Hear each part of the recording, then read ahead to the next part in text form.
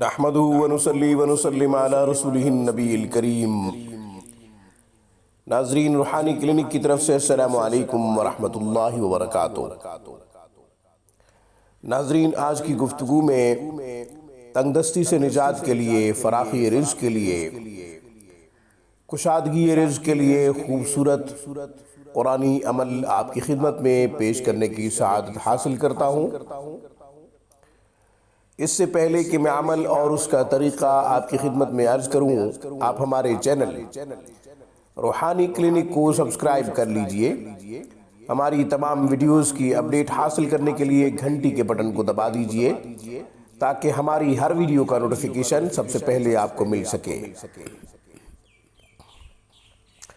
گھر بیٹھے مذہبی تعلیمات حاصل کرنا چاہیں یا قرآن کریم کو تجوید سے پڑھنا چاہیں یا پھر ترجمہ و تفسیر پر مبنی تعلیم قرآن کریم کو سیکھنا چاہیں، سمجھنا چاہیں تو ہمارا بہترین سٹاف دینی خدمات میں شب و روز مصروف عمل ہے۔ اسلامی تعلیمات کے حصول کے لیے 24 گھنٹے ہم سے رابطہ کیا جا سکتا ہے ہمارے نمبروں پہ۔ اب ہم اپنے عمل کی طرف آتے ہیں۔ عمل بہت ہی خوبصورت ہے، آسان ہے، قرآنی عمل ہے۔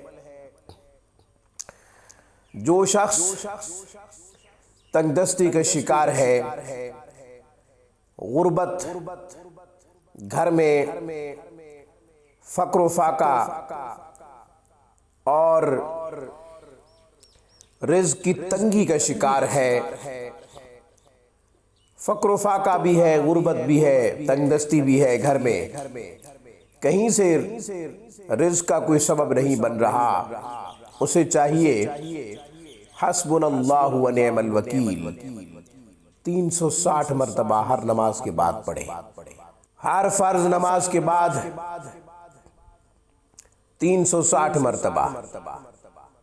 یاد رکھیں، دعا کی قبولیت کا جو وقت ہے وہ بھی فرض نماز کے بعد ہے۔ فرض نماز کے بعد 360 مرتبہ حسبنا اللہ و نعم الوکیل پڑھ کر اللہ تعالیٰ سے دعا کریں، اور جمعہ کے دن مغرب سے تھوڑا ٹائم پہلے، مغرب سے تھوڑی دیر پہلے، یعنی بعد نماز عصر 360 مرتبہ پڑھ کر اللہ تعالیٰ سے دعا کریں۔ انشاءاللہ رزق کے وسائل خوب پیدا ہوں گے، تنگ دستی دور ہوگی، غربت کا خاتمہ ہوگا، فقر و فاقہ کا نام و نشان بھی نہیں رہے گا۔ تو ناظرین، حسبنا اللہ و نعم الوکیل 360 دفعہ ہر نماز کے بعد پڑھیں اور پھر دعا کیا کریں۔ جمعہ کے دن عصر کے بعد مغرب سے پہلے 360 مرتبہ پڑھ کر خوب دعا کریں، کیونکہ وہ قبولیت دعا کا خاص وقت ہے۔ ناظرین، یہ عمل